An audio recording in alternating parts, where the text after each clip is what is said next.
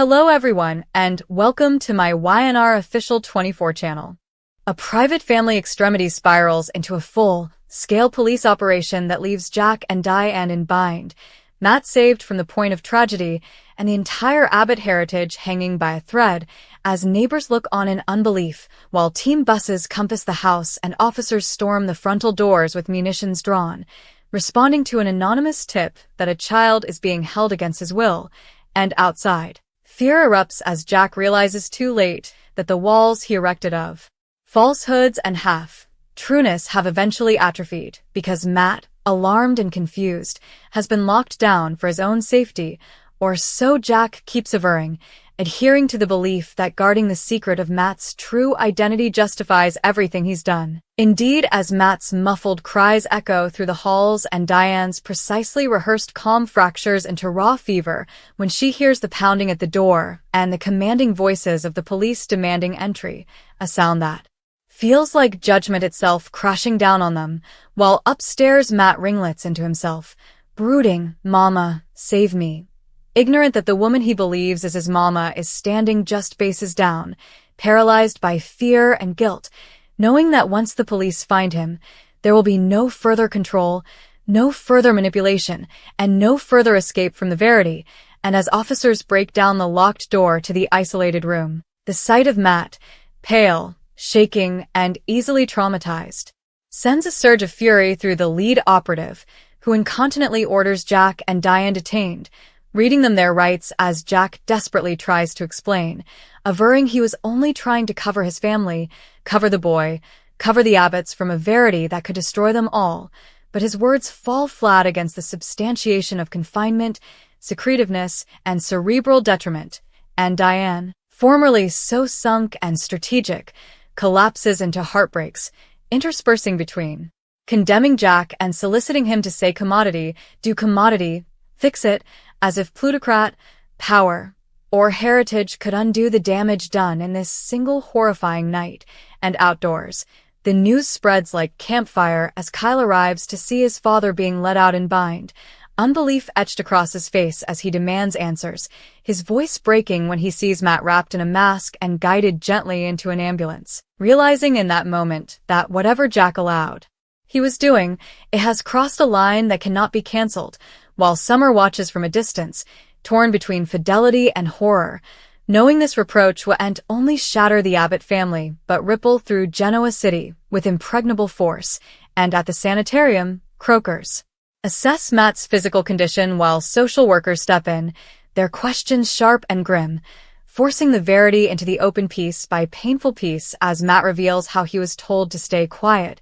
to hide, to trust that Jack and Diane knew what was stylish, a disclosure that makes indeed the most toughened officer feel sick, because the treason isn't just legal, it's deeply particular, and when word reaches Victor Newman, his response is immediate and explosive, fading an occasion and a tragedy each at formerly, because while Victor has always been Jack's rival, indeed, he didn't imagine the man would fall this far, and Victor's cold assessment, that the Abbotts are finished if this story goes public,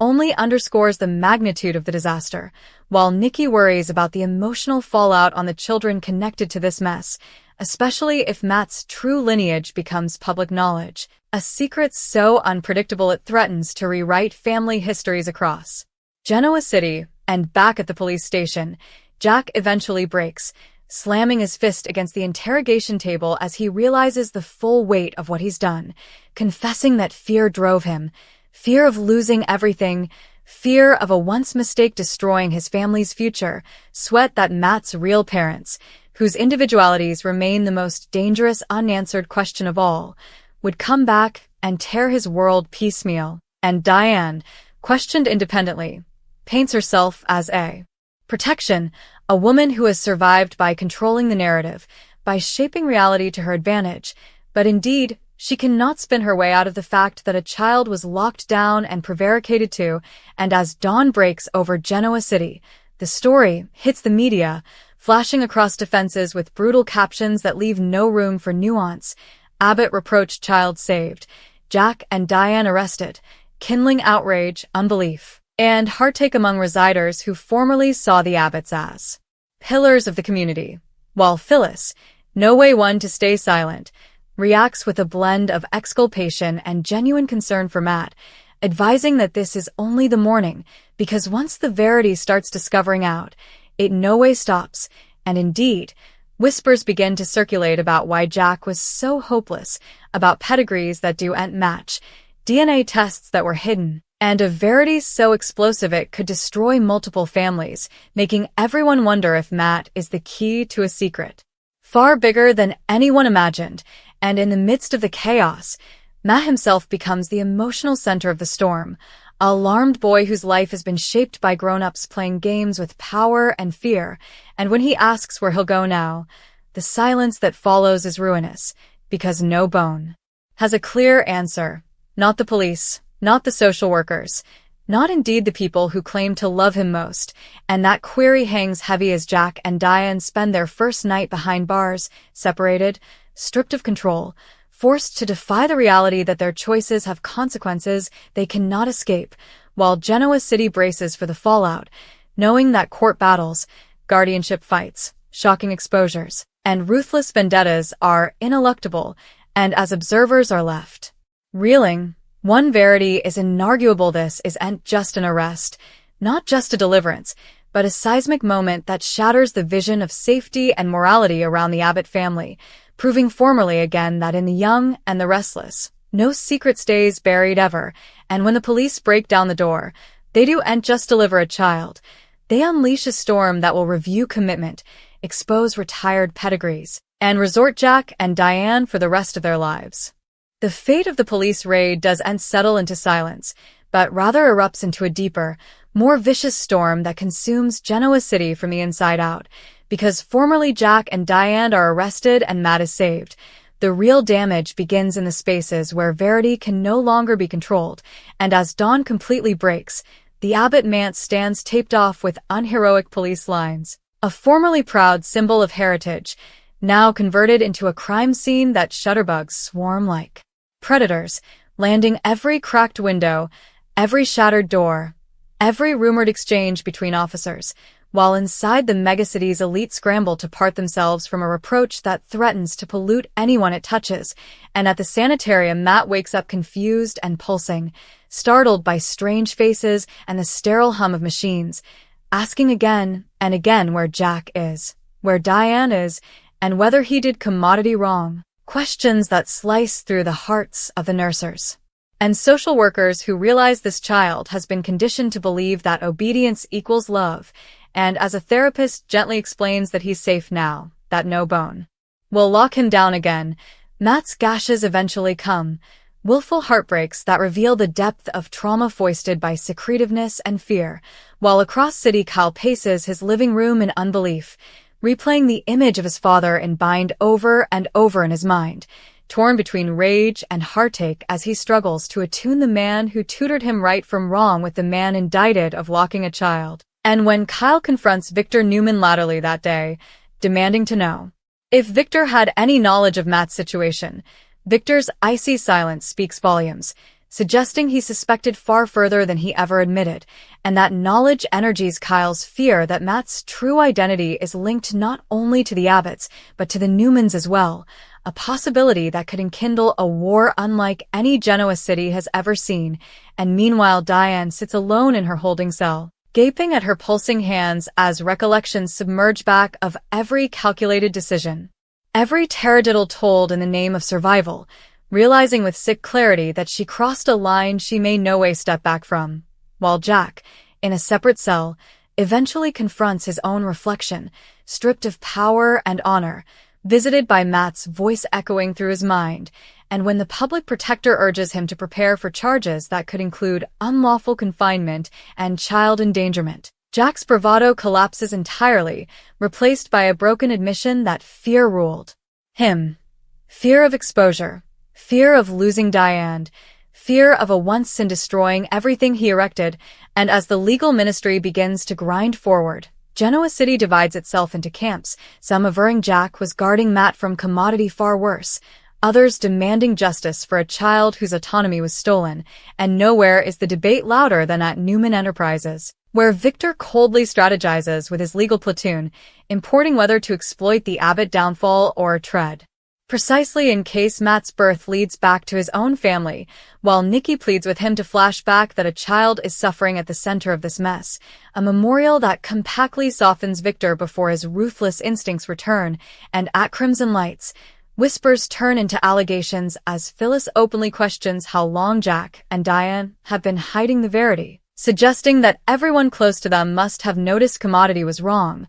commentary that shoots shockwaves through the community and leave longtime Abbott Abettas scrabbling to defend themselves, while Summer finds herself torn between empathy for Matt and wrathfulness toward Jack for betraying the values he sermonized. And when Summer visits Matt at the sanitarium, her gentle presence offers him a small sense of familiarity, but indeed, she cannot answer when he asks if he'll ever go back home. A word that suddenly feels dangerous and uncertain, and as Child Protective Services begins the process of determining Matt's placement, the possibility of foster care looms, sparking heated debates among those who claim to watch about him, including Kyle, who still considers stepping in despite knowing that doing so could permanently alter his relationship with his father. And as the megacity watches, a unrestricted door hail reveals further disturbing details, including recorded exchanges where Jack insists Matt must remain retired until everything is settled, language that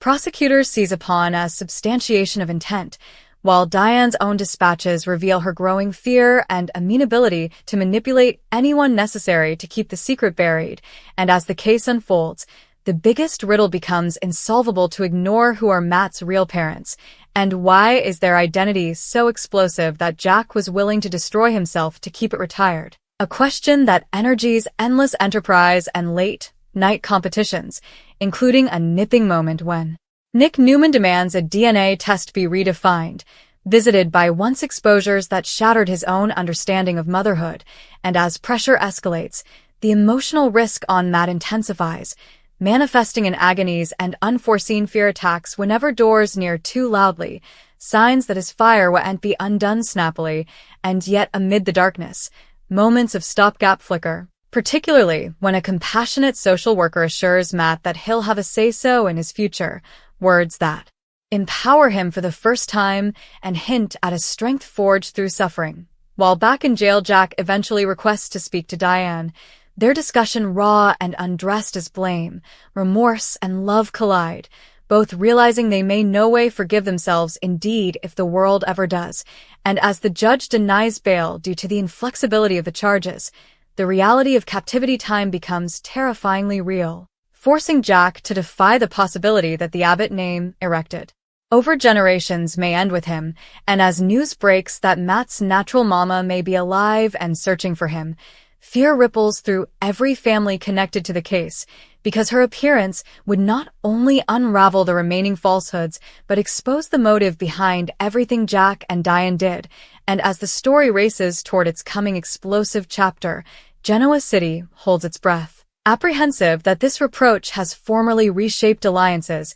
destroyed reports, and traumatized a child, yet the most ruinous trueness remain retired just beneath the face, staying to erupt, and in the haunting silence that follows another insomniac night, one verity becomes inarguable: the police breaking into Jack's house wasn't the end of this agony, but the morning of a reckoning that will review love, fidelity, and heritage in the young and the restless ever. Matt put on ice, Kane and Phyllis's Palm stage. Matt Clark will be put on ice after Victor Newman's reversal. Kane Ashby and Phyllis Summers will also take a palm stage between the waists. So let's bandy what's ahead on Monday's YNR occasion. At the Newman estate, Victor will get an intimidating textbook and delay his discussion with Jack Abbott and Kyle Abbott by rushing off for private phone calls. Matt will act like the Abbotts sensationalized their hand, since Victor obviously has more important effects to deal with. When Matt mentions Jack's bank show woman and acts like Diane Jenkins Abbott is out of Jack's league, Kyle will have to hold his pater back and stop him from roughing Matt up. Nikki Newman will get in Matt's face and dingy pitfalls before the Abbott security platoon stashes him in the auto. After Nikki questions whether Jack would really release such a monster, He'll make it clear that he's guarding his family and expects the AI program in exchange for Matt. However, what happens coming will be on Victor if Jack doesn't get that and Jabot remains a threat. Victor will ultimately pop back over and stun Jack by leaving Matt in their guardianship until he's ready to give an answer. Jack will give Victor until morning before he unleashes Matt, but Victor will keep pushing him to leave on with Kyle. Once Jack and Kyle are gone, Victor will give Nikki, Adam Newman, and Victoria Newman some disquieting information. The three of them will reel as Victor admits the AI program turned on Newman Enterprises and is now attacking the company. At the athletic club, Billy Abbott will come out of the Jazz Chesterfield with Sally Spectra and run into Phyllis,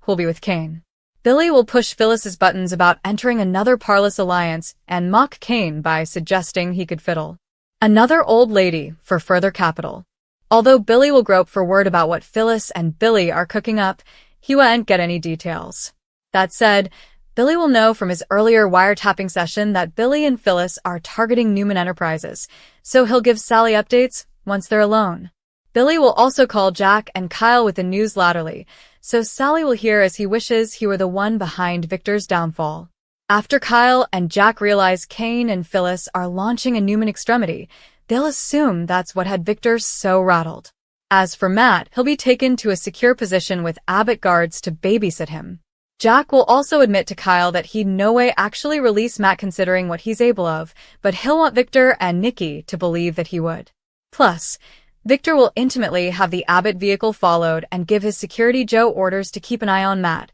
so he won't fully surrender control of the situation. At the coffee house, Kane will stun Phyllis by admitting he's formerly touched off the AI element that forces the program to turn on its host. Phyllis will pull Kane into a pleased kiss before they strip down for some bedroom relating on Kane's train. Kane will promise Phyllis will get her heart's desire and prompt her to take a breath since she'll be so agitated about this Newman preemption. Sharon's sad stunner. Phyllis plays defense. Sharon Newman will face a sad stunner, while Phyllis Summers plays defense and Michael Baldwin gets interrogated. At the Newman estate, Victor Newman will pump the thickets on any deal with Jack Abbott since there'll be a more burning issue to attack. Jack and Kyle Abbott will store Matt Clark nearly secure, while Victor tells his family about the AI program attacking Newman Enterprises. After Kane Ashby moves forward with that attack, he'll leave Phyllis Summers over the moon as they get passionate in bed and bandy their Newman preemption. Across city, Sally Spectra will struggle with growing enterprises about Billy Abbott's revengeful side and how important he'd rather be the one making Victor suffer. As for Victor, he'll blow up at Kane and Phyllis over their rearmost plot. Phyllis will remain brimming with confidence, but Victor will be determined to cover Newman and make them pay. While Victoria Newman and Adam Newman try to alleviate the damage, Victor will end up bickering with Nikki Newman. Nikki may argue that if Victor hadn't been so stubborn about his plan to go after Jack, also he would have scored the AI program and the company would be in this mess. Back with Phyllis, she'll rush to her own defense, so it sounds like Daniel Romalotti Jr. will blast his mama for causing further chaos. Still, Phyllis eventually has a chance to be a winner, so she won't have any compunctions about embracing it. Once Nick Newman is out of the sanitarium, he'll take charge of the situation and seek Jack's backing. Nick will keep Sharon in the dark as he presumably tries to get control of Matt and end this agony for good. Noah Newman will make a stunning Matt-related discovery, so he may find out what Nick's up to and beget problems as usual. Other YNR spoilers say Tessa Porter will come clean to Sharon about her divorce decision. That news will be tough for Sharon to hear, but she'll offer up some guidance and most likely understand that Tessa has to do what's right for her. Mariah Copeland has fully checked out of this marriage, so there's only so important Tessa can do. Tessa is ready to call it quits, but she might have a change of heart down the road. In the meantime, Diane Jenkins Abbott will put Michael through an interrogation and try to score some Newman intel.